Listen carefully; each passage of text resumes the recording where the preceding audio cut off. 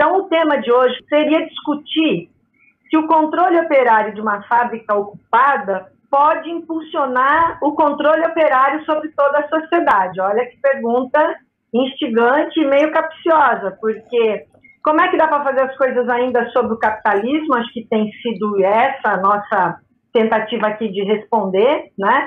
Claro que não é uma pessoa só que vai responder, nem só um partido, nem só um programa, é essa dificuldade de juntar todo mundo que a gente está pensando aqui. Então, eu chamaria atenção para duas expressões, expressão não, né?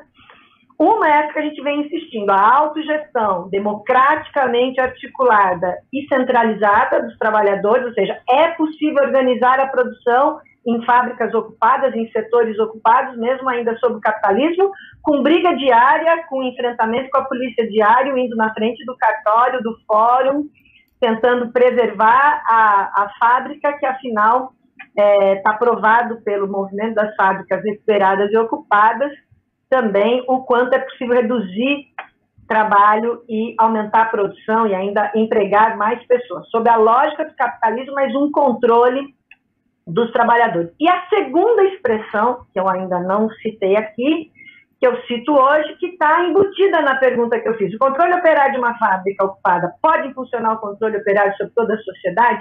O termo que a gente usaria, então, para um controle operário sobre toda a sociedade seria um autogoverno planejado dos produtores associados. Vou repetir, autogoverno planejado dos produtores associados. Só que aqui entra, não é a Disneylândia, não é Alice no País das Maravilhas, é luta de classe, ou seja, diferenciar um pouco aqui o que é poder popular de poder operário, tá? Operário aqui, naquele sentido que a gente lembra aqui no programa, que é sempre o trabalhador mais avançado da sua época. E o quanto é importante numa sociedade que produza abundância para poder distribuir a todos, né? Ela não ser meramente uma distribuição, mas ela estar planejada para a distribuição. E a lógica do capital não faz isso, ela pega apenas a lógica do capital e do consumo possível daqueles que podem consumir. Então, aqui, poder operário, acho que é uma expressão importante, a gente não pode esquecer que não é uma ocupação de governos, mas leva como principal pressuposto uma tomada de poder. Sim. É nessa hora que eu só vislumbro o futuro e volto aqui para a vida real, para a gente não ficar só discutindo, embora seja importante, tem que ser sinalizada, uma transição socialista. Mas para chegar lá, tem um negócio aqui. Então, às vezes, até na esquerda, você sabe, Rômulo, as pessoas ficam mais na discussão do futuro e ficam aguardando que alguma coisa aconteça no presente. Quando a gente está numa organização política, a gente não pode ficar aguardando. A gente não é só um intelectual que está falando dentro ou fora da universidade. A gente não está sozinho, a gente tem que dar uma resposta concreta, pelo menos a que a gente puder formular. Então, aí, não é ocupação de governo, é tomada de poder. Como é que faz? Em outros programas aqui, a gente já discutiu que viria a ser ainda no capitalismo aquilo que a gente chama de uma dupla ruptura, né?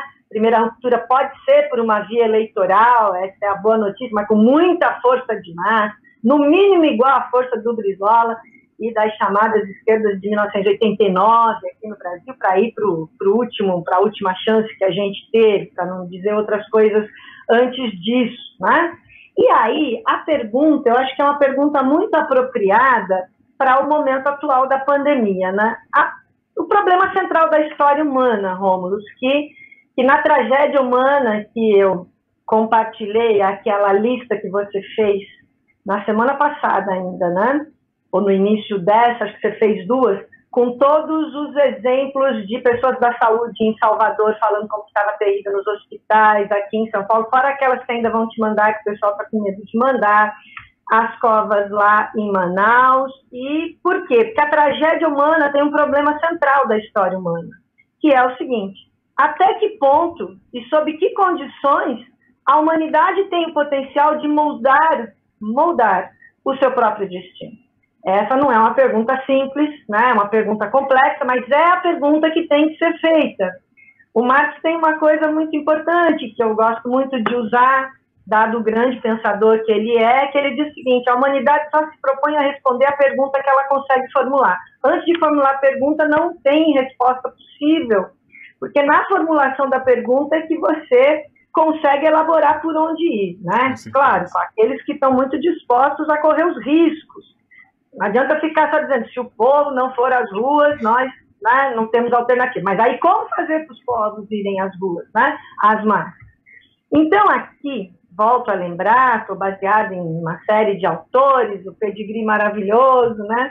Que a gente chama aqui de autores que, em vários campos do pensamento, não precisa ser só marxista não, mas o acerto dos marxistas que a gente tem tentado trazer aqui, todos que tentaram acertar, né?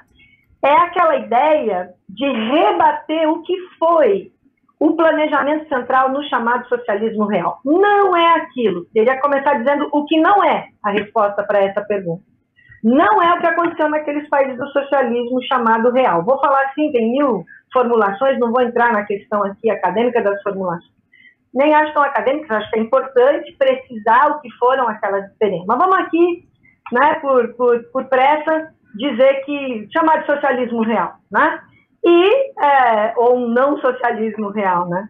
Que é aquela economia mista que foi proposta por uma espécie de um socialismo de mercado e que autores como Mandel, que eu estou citando aqui no livrinho dele, Socialismo versus Mercado, que eu já citei no programa anterior, ele diz, a economia mista proposta pelo chamado socialismo de mercado não passa de miséria mista.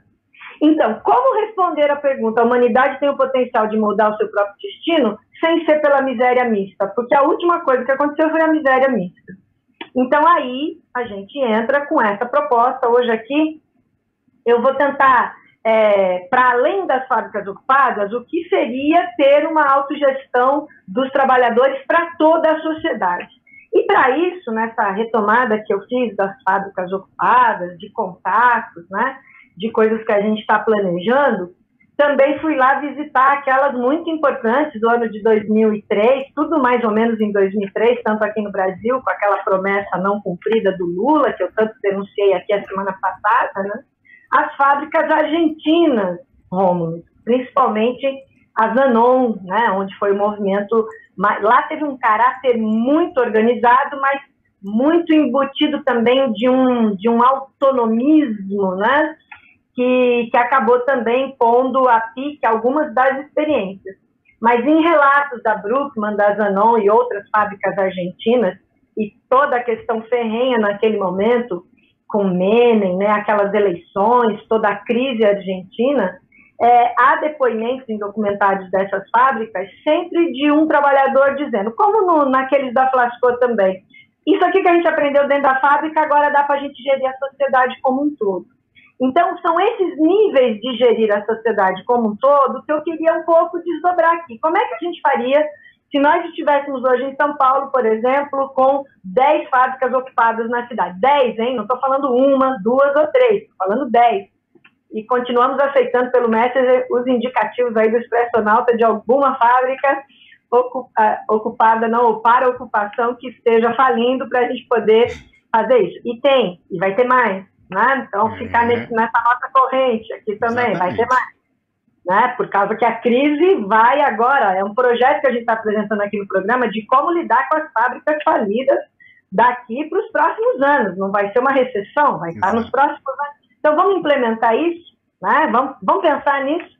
E aí, essa autogestão democrática articulada dos trabalhadores, né? Ela representa, e ela é precisamente, ainda sob o capitalismo, um sistema de salvaguardas intrínsecas para impedir que certas contradições solapem qualquer tipo de planejamento racional ao detonarem uma versão renovada da luta de classes. Ou seja, é na luta de classes que a gente vai fazer ocupação de fábricas. Então, acho que a gente demarca aqui, desde essas últimas semanas, essa necessidade como algo possível e já tem experiências para a gente ver. Ou seja, essa nossa fala, nesses dias, especialmente hoje, toma como pressuposto que haverá conflitos inevitáveis de interesses entre produtores e consumidores. E o produtor, Rômulo, é também o consumidor. Esse é o segredo das fábricas ocupadas.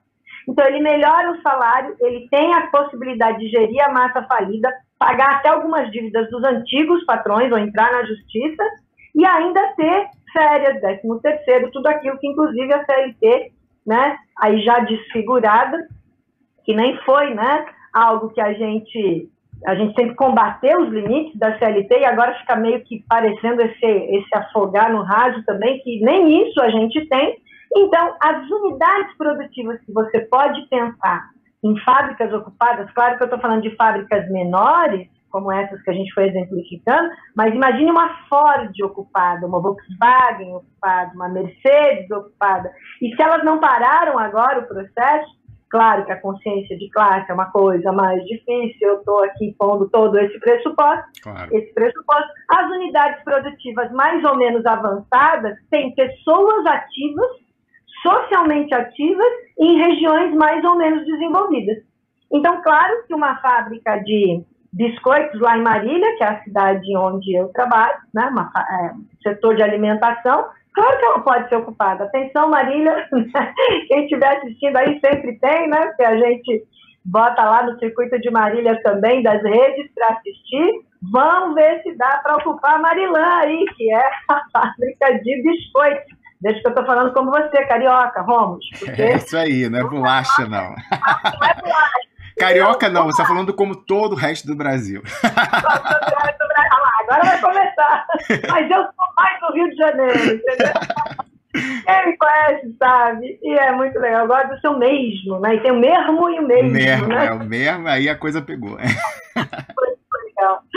Então, aqui dentro da ocupação que a gente está propondo lá em Marília, enfim, onde tenho grandes, né, camaradas e alunos e amigos, professores batalhando lá, nós vamos trabalhar, até deixei em azul aqui para destacar, como que certas decisões podem ser tomadas. Olha, em nível de posto de trabalho, não é assim a Revolução Planetária em Júpiter Internacional dos Trabalhadores, né, superando, né, o capital. Não, como que certas decisões de trabalhadores podem ser tomadas em nível de posto de trabalho, em nível de uma fábrica pequena, média, grande, em nível de bairro, do bairro para o local como um todo, que inclui uma cidade, acho que o papel de discutir a cidade é muito importante, e o papel regional. Por exemplo, para continuar falando de Marília, tem Garça, tem uma série de outras cidades no entorno, tem Marília e tem Dirceu, sabia? Marília e Dirceu,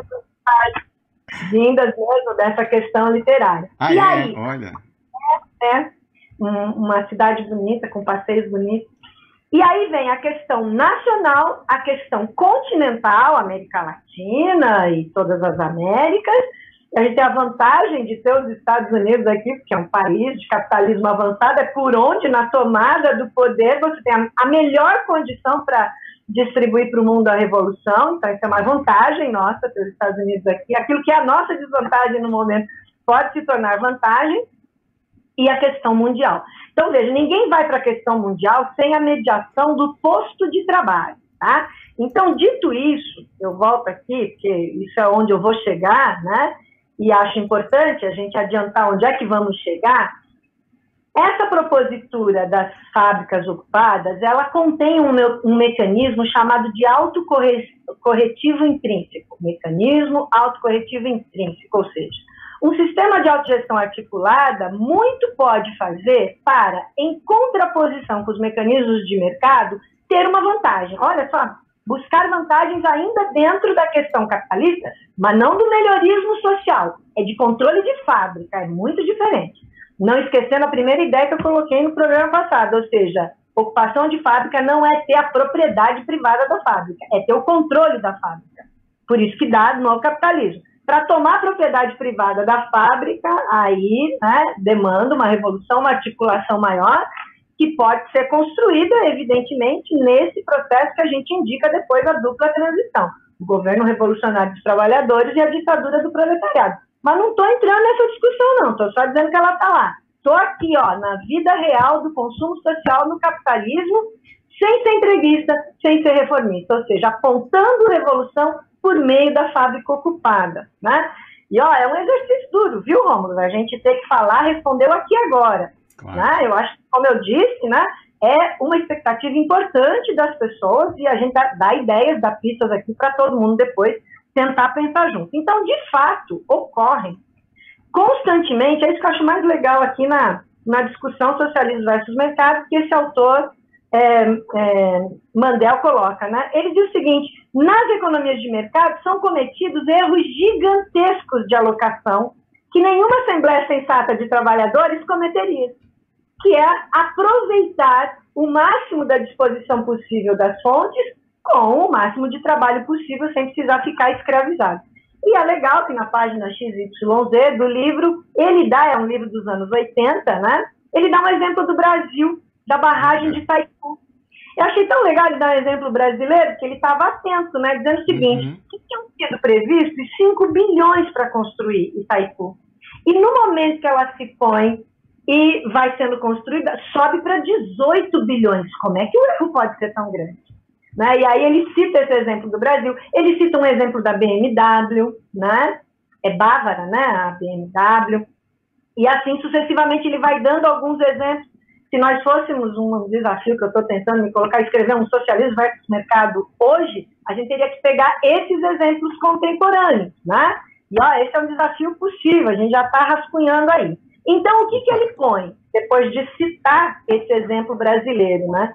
Que tem que ser proposto, veja, posto de trabalho, bairro, local, tudo aquilo que eu falei, como? Com congressos regulares de trabalhadores. Tá claro que isso tem uma luta de classe se enfrentando, porque o Dória, né, o Bolsonaro, toda essa centro-direita fareja, né, a primeira fábrica ocupada e já interrompe. Se o Luiz Marinho interrompeu em 2007, se o Lula interrompeu em 2007, se o Programa Popular do PT não foi construído com empresas tipo a Petrocasa, que podia, com fábricas ocupadas, construir, né, como a gente denunciou aqui a semana passada, muita, assim, não era só minha casa, minha vida, era nossa casa, nossa vida, nossa luz, nossa água. Por quê?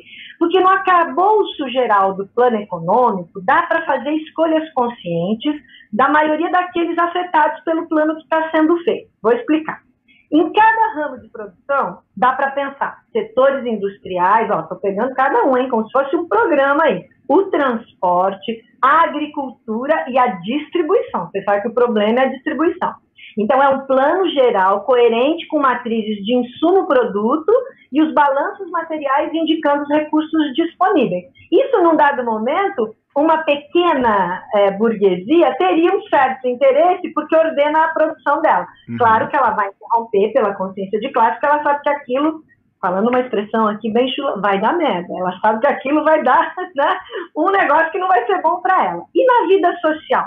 Uma coisa é o ramo de produção, lembra? Consumidor é uma coisa, mas tem o produtor. E o operário, ele é produtor e é consumidor. Na vida social, essas mesmas assembleias gerais podem ordenar a educação, a saúde, a comunicação e a defesa, que Cuba tão bem faz, até que seja necessário, claro, né?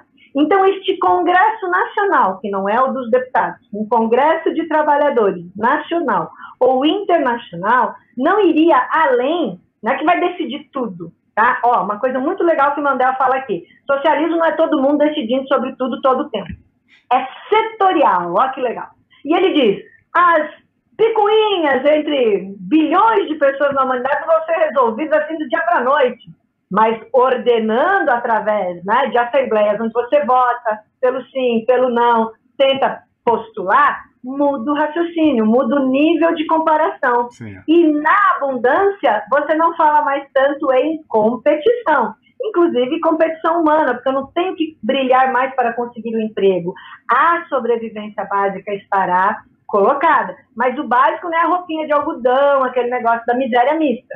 É um básico daquele, né, do tipo a gente ter a condição de trabalhar, de descansar, de chegar em casa, curtir os seus filhos, seus amigos, fazer amor, acordar descansado, voltar, viver a sua vida como ser humano na maior dimensão possível. Isso é o básico definido por socialistas. E que, claro, o socialismo real não pôde trazer. Não é o cara, a máquina, trabalhando no stalinismo, sei lá onde, não sei o quê, e as fábricas, né, sendo colocadas numa disputa mundial. Não. E ainda assim racionalizado. E me encaminhando aqui para a finalização. Né? Essas especificações para cada ramo ou unidade produtiva, a gente pode planejar já, a partir da Marilã, os biscoitos lá de Marília, que é, né? E aí enunciar um pouco aqui algumas questões técnicas, mas que são importantes, né?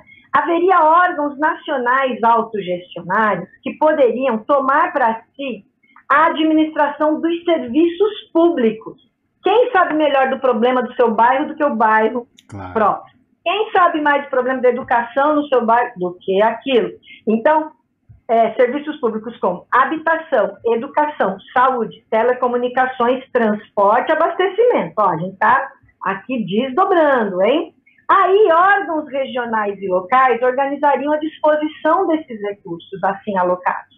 Uma satisfação do usuário e uma redução do esforço do produtor. Veja, até pegando uma terminologia meio dos caras aí, meio do mercado, né? Então, redução do esforço do produtor? Sim, mas e a satisfação do usuário, né? Ele só fala da satisfação do usuário.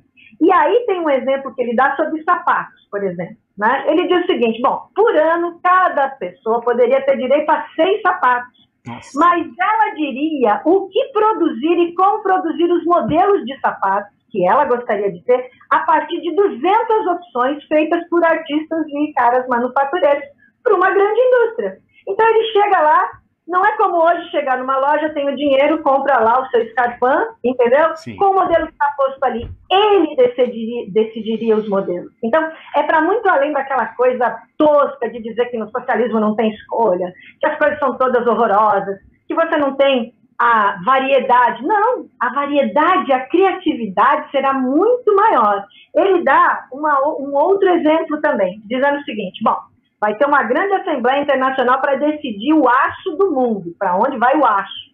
Né? E aí, como é que vai se virar na Ásia, na Europa, nas Américas? Se em algumas dessas consolidações regionais, das Américas, da Ásia, de algum lugar, o consumidor daquele momento, ainda que é transitório, ele quiser continuar produzindo carros individuais, pode produzir. Mas, como vai produzir um transporte público de qualidade, um ordenamento das cidades, ele vai perceber que ele não precisa mais do carro para se mobilizar. E os carros que ele tem, muitas famílias, 3 carros, quando são, sabe aquele tipo, parece um disco voador, aqueles carrões americanos que bota a família inteira, né, e vai andando pelas estradas, ele não precisaria mais deste tipo, ou seja, a mudança do hábito de consumo para as necessidades humanas muda o próprio gosto pelo consumo. Não é legal isso, Rômulo? Porque aí você não raciocina mais com a cabeça do capitalismo numa sociedade de abundância. Outra questão que ele aqui coloca, que um sistema assim, e isso eu gostaria muito que o expressionauta não confundisse, ele dá origem para, no longo prazo, ter um desaparecimento gradual do Estado, pensando a transição lá na frente. Mas o Estado seria dessa expressão, vou voltar lá só para usar direitinho do jeito que está posto aqui, o autogoverno planejado dos produtores associados. Claro, garantido por uma super luta de classes e uma ferrenha defesa contra aqueles que estariam sendo, não ainda expropriados da sua propriedade privada nesse processo, mas trazendo, assim, uma articulação. Então, aí são 4 campos, e com isso eu encerro. Que decisões poderiam e deveriam ser tomadas em escala mundial para depois descer a esses setores regionais, tá? 4 campos que se apresentam. O primeiro campo, olha que legal, está falando isso nos anos 80, a gente pode adaptar alguma coisa aqui, até já estou pensando isso nessas coisas que estamos rascunhando, mas olha que legal. O primeiro campo abarcaria todas as decisões ligadas a uma redistribuição global dos recursos materiais e humanos. Daqui a pouco vem o Felipe Coutinho falar do petróleo, né? Vou continuar assistindo o programa Fazer e Falar, que é recursos materiais e humanos para assegurar a rápida desaparição dos males sociais e culturais do desenvolvimento. Então, olha o que ele elenca aqui. Fome, mortalidade infantil, doenças endêmicas e analfabetismo no terceiro mundo. Ele estava elencando isso nos anos 80. Bom, que pena, ainda temos esses problemas, não estavam lá parados nos anos 80. Então, veja, se você pensar o governo Lula aqui, o governo Dilma, que era o dito governo popular, não conseguiu acabar com a fome, com medidas que seriam muito simples dessa autogestão. A mortalidade infantil era que nem pegar uma mosca e derrubar, por conta de toda a questão também da saúde pública, Daí as doenças endêmicas, né, que a gente ainda tem e poderiam ser colocadas. E o analfabetismo, então, Rômulo, se desde 1961, em 7 dias com o método Paulo Freire, dá para tirar um adulto da sua ignorância analfabeta, né? Como é que isso também não foi resolvido pelos governos petistas, tá? E a gente cobra deles porque eles se puseram a dizer e faziam a campanha para isso, né? O segundo aspecto mundial, o segundo campo, depois de acabar com essa barbárie, isso é barbárie, é a primeira coisa que uma revolução mundial tem que acabar. O segundo campo cobriria a alocação prioritária de recursos naturais. É que estou pensando no Felipe, que vai falar daqui a pouco, né? E né, o Daniel e Maurício, que vão falar amanhã. Alocação prioritária de recursos naturais genuinamente escassos, aqueles que pudessem esgotar rapidamente e dos quais nenhuma minoria da raça humana tem o direito de se apropriar em detrimento das próximas gerações. Olha, até para pensar novas alternativas. Então, eu aprendi muito com o Nelson Araújo Filho, que é o nosso militante da Revolução Brasileira, petroleiro lá na Bahia. Fiz um podcast com ele no ano passado, em outubro. Ele explica, sabe, Rômulo, tudo que o petróleo tem de rico, né, e que a gente não sabe. Então, ele dá uma aula ali naquele código. Chegando lá no mais refinado, que são as moléculas da indústria farmacêutica, Angélica. Exato, Rômulo, bem lembrado. E aí mostra como tudo na vida está pautado por isso, e quanto mais você dominasse, e o Brasil teve essa condição de dominar, e entrega para fora, e em pleno governo Lula, né? Então, quando a gente está insistindo aqui do entreguismo do governo Lula, sem dizer depois se ainda der tempo, se não der, falar semana que vem, dessa história do Zé Dirceu aí de ontem. Mas, enfim, só para não sair daqui. Este segundo campo é isso, Opa, então. Tô curioso. Vamos lá. Nenhuma minoria da raça humana... queria falar o seguinte, hein? A gente vai ter ainda um áudio, quando for comentar essa questão do plano Marshall, do seu camarada Nildo Orex. Eu solicitei ele de manhã e falei, Nildo, você que estava falando aí, né, polemizando, no melhor dos sentidos, com os... Oh, meu Deus, o Lord Keynes, com os keynesianos, e aí fez um comentário sobre o comentário do economista Gustavo Galvão, feito aqui no programa no domingo. Falei, Nildo, e aí, essa história aí, ó, do pacotão do plano Marshall? Ele mandou um áudio que eu não ouvi ainda, vou ouvir junto com o Expresso Anal. Muito bom, vai ser inédito, que maravilha, Paulo. Então, aqui, nenhuma minoria da raça humana tem o direito de se apropriar em detrimento das próximas gerações. Somente a população vivente do mundo, em sua totalidade, tem o direito de decidir sobre essa questão. E para decidir sobre essa questão, tem que estar informada dessa questão. Segundo campo. Terceiro campo, tem mais um, que é o quarto. Terceiro campo incluiria tudo que afetasse, olha aí, vai alegrar muita gente esse aspecto aqui do plano socialista, tá? Desde já. O terceiro campo incluiria tudo que afetasse o meio ambiente, o clima do planeta como um todo, mas não no negócio do canudinho, entendeu? Aqui coisa hard, coisa grande, né? Coisa estrutural. Todos aqueles processos que possam poluir ou afetar adversamente os oceanos, as calotas polares, a atmosfera, ele está falando com a tecnologia que ele tinha nos anos 80. Ou destruir bases mundiais de equilíbrio ecológico, tais como a floresta amazônica. Né? Lembra que nos anos 80 isso estava, que ainda está hoje. E quarto momento dessa organização mundial, com toda a questão, né, regional, local. O quarto campo, onde haveria todas as proibições universais, olha que legal isso, das armas de destruição em massa, fabricação de drogas tóxicas e assim por diante. Então, veja quando você soluciona o primeiro, vai para o segundo. Você soluciona o segundo, tem o terceiro. Terceiro, você chega, eliminar armas de destruição em massa, que corresponde hoje a uma lógica do capital. Então, a partir desses parâmetros globais, nunca desligados do nacional, daí também está a nossa tese. A classe operária é internacional, mas a vocação da sua revolução é no espaço nacional, daí o nacionalismo revolucionário. Então, a partir desses parâmetros globais, resultariam restrições sobre os recursos disponíveis em nível continental ou nacional para o planejamento e a satisfação de necessidades que, por sua vez, seriam decididas em cada continente em cada país em cada estado, de cada estado em cada cidade em cada bairro em cada unidade produtiva. Veja como é legal esse vai e vem. Só que isso é articulado democraticamente como autogestão dos trabalhadores. E, claro, a burguesia de olho já mandando bala na gente, não, e impedindo que a gente fizesse isso. Então, essa é a famosa ideia, a emancipação da classe trabalhadora só pode ser alcançada pelos próprios trabalhadores. Vejo muitos colegas de esquerda repetindo isso, sem explicar o que é. A gente, nesses últimos 10, 15, 20 minutos, tentou, vamos continuar nas próximas quintas, falar exatamente, né, de como você pode construir isso ainda agora e como que, com essa pelegada das centrais sindicais, você pode vir a organizar trabalhadores a partir de cada espaço da fábrica. O que eu estou chamando de fábrica aqui é toda unidade produtiva que tiver disponível.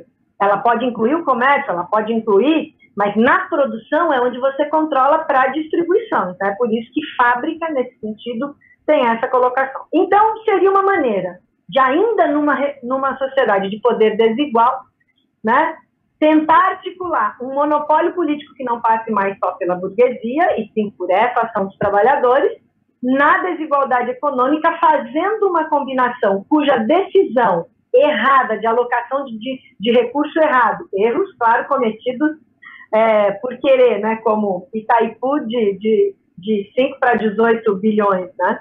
E um exemplo só, fechar com esse exemplo, né? Quando os diretores de um grande monopólio, Rômulo, eles decidem sobre um investimento de maior peso, e ao cabo de 2 anos esse investimento ainda não se pagou e a coisa não foi bem, né? Eles próprios não serão reduzidos em salário, desemprego, e muito menos seus bairros residenciais entrarão em decadência. Mas os trabalhadores que eles despediram em suas comunidades vão sofrer exatamente tal sina, embora sejam completamente inocentes em relação à tomada de decisão original. Então, ainda sobre o capitalismo, e claro, com um germe socialista muito forte, dá para o trabalhador tomar a decisão e não viver sob a escravidão que você vê ali na Flasco, na Zanon. Uma coisa era o processo de trabalho com tutores, né? Há fábricas em que um cara fica olhando de cima a produção daqueles grandes galpões, os trabalhadores têm macacões de cores diferentes para saber quando um está no setor do outro, né? E fugiu do seu próprio setor, ou foi conversar, ou foi se articular politicamente. Então é isso, eu queria encerrar dizendo que, com essas etapas pensadas, vamos pensar o Brasil, vamos pensar a América Latina, não é só vir aqui e falar de um negócio que um dia um autor escreveu nos anos 80, não. É tentar resgatar autores e a nossa prática, porque nós temos que dar uma resposta hoje, né? E não é a resposta do Zé Dirceu. Posso falar um pouquinho disso? Por favor, fiquei curioso, estou querendo saber. O Zé Dirceu, ele tem uma ideia aí, ele de vez em quando ele está por baixo, ele começa a falar dela, né? Que é o papo da Revolução Inacabada brasileira. Ele bota um inacabado. Às vezes ele não põe brasileira na frente, ele fala que no Brasil tem uma revolução inacabada e fica revolução inacabada, revolução inacabada. Ele nunca dá o teor dessa revolução. Quando ele estava preso, você sabe, ele fez num caderno, né? Aliás, ele como um grande, vamos dizer assim, eu não adoto nada do que ele defende, mas sei que ele é um cara que tem uma firmeza, né, sobre o projeto que ele acredita, que não é o projeto que eu acredito. Mas, enfim, na prisão ele se disciplinou e escreveu num caderno, com caneta, um livro, né? E quando ele saiu, ele entregou isso para uma editora. Sabe, ali, agosto de 2018, mais ou menos, ele publica, então, o primeiro volume das Memórias, que vai mais ou menos até o período ali que ele vai relatar da prisão dele. Aí pediram o segundo volume ainda, até outubro de 2018, para ele detonar Dilma, porque ele vai detonar Dilma. E ele não escreveu, ele falou, não, eu ia escrever, isso ia ser usado, ponto. E nesse livro de memórias é onde ele defende essa ideia, tá? Veja, saiu da prisão e ficou retomando uma ideia lá que ele tinha da Revolução Inacabada brasileira. Em resumo, é o seguinte, é simplesmente uma tentativa, que ele sabe que não é possível, de completar capitais nacionais que são incompletáveis e que ele, durante todo o momento que foi do governo Lula, e era a grande articulação do governo Lula, depois rifado no mensalão. E ele disse, isso é um erro, presidente, vocês estão me rifando, estão achando que não chega até você, vai chegar até você. Chegou. Ele tem essa visão política, que eu acho que ouvir o Zé Dirceu é saber por onde alguma coisa está passando, e ele então entrou com essa de que o Bolsonaro, né, ele se descola do Lula, né, como o Nildo falou, para continuar sendo lulista, né, uma coisa meio de se diferenciar do PT nesse momento, pedindo o impeachment claro. Então, a Revolução Inacabada brasileira é algo que ele sabe que não vai acontecer Mas nesse fluxo de retomar a Revolução Brasileira, que claro que a gente tem o nosso mérito, a gente não abre mão do mérito que a gente tem nisso, né?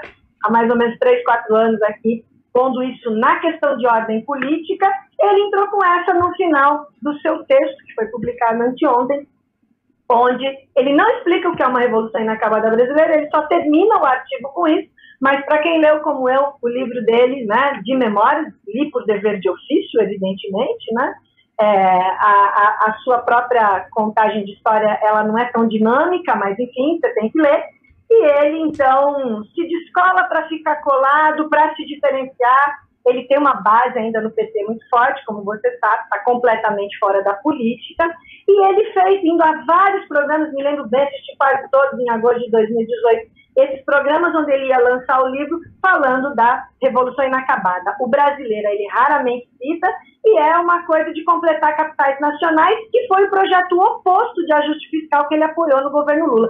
Então, eu queria indicar essa contradição, e posso trazer isso ainda mais desdobrado para a semana que vem, porque tudo que diz respeito a uma Revolução Brasileira, que não é bem uma revolução, a gente tem o maior interesse em denunciar.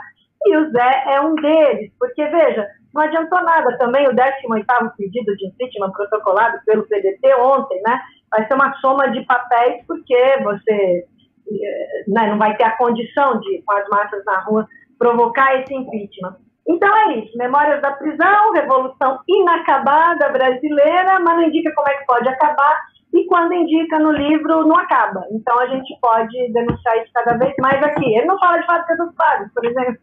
Certo, Angélica Lovato. Interessante sua pontuação. Eu não vi esse artigo ainda, mas eu vi aquela época também, quando ele começou a fazer o tour para divulgar o primeiro volume das memórias dele, e me chamou a atenção, nunca esqueci, a entrevista que ele deu para o saudosíssimo Paulo Henrique Amorim, que é amigo dele, então acho que ele estava se sentindo à vontade, tão à vontade, que eu achei curioso. Ele fez piada com o pessoal que ia julgar os recursos dele, né, do STF, faz piada com Fachin, faz piada com Fux, falando até da peruca. Eu falei, nossa mãe, mas ele está se sentindo muito seguro de não voltar para a cadeia para se autorizar a fazer piada até com a peruca do Luiz Fux, né? Assim, e realmente, assim, o cálculo dele estava correto, porque sem uma mudança na correlação de forças, ninguém do PT, quem foi preso saiu, né? E ninguém mais foi preso até aqui. Enfim, cada um tire suas conclusões, não é? Angélica Lovato, muito obrigado por mais uma participação brilhante aqui. A gente aguarda a sua volta na semana que vem. Eu estou interessadíssimo nesse casamento entre teoria e prática que você está dando para a gente. É isso aí, Rômulo. Obrigada, um beijo para todos os pressionados. Vou continuar ouvindo o programa para ouvir o Coutinho, né? E já vou lá dar. Ele estava ouvindo você, olha. Acabei de perguntar para ele se ele estava na área. Ele falou assim: ó, sim, tô assistindo a Angélica. Tá na área, tô ouvindo a Angélica. Tá aqui assim. É um bate-bola coletiva aqui. E aí eu continuo ouvindo ele e esse programa aí. Vamos lá, e amanhã também é um ótimo programa, né? Que promete. Um beijo grande, Rômulo. Grande beijo para você. Conversamos aqui com a Angélica Lovato, essa caríssima, querida aí. Então, eu gosto de ver o ânimo dela quando ela fala do tema. Você vê que é algo que ela acredita, né? Além de ter estudado, algo que ela acredita e trazendo a perspectiva, atendendo a demanda de quem está nos vendo, que não tem, né, todo o repertório teórico dela. Ela fala, não, tudo bem, aqui está a teoria, então ela democratiza a parte teórica, torna acessível, mas fora isso, sem esquecer do aspecto prático. E, gente, isso que ela falou é central. As falências estão contratadas, gente. No que sobrou de fábrica no Brasil, as falências estão contratadas. Vamos lembrar que o Nildo falou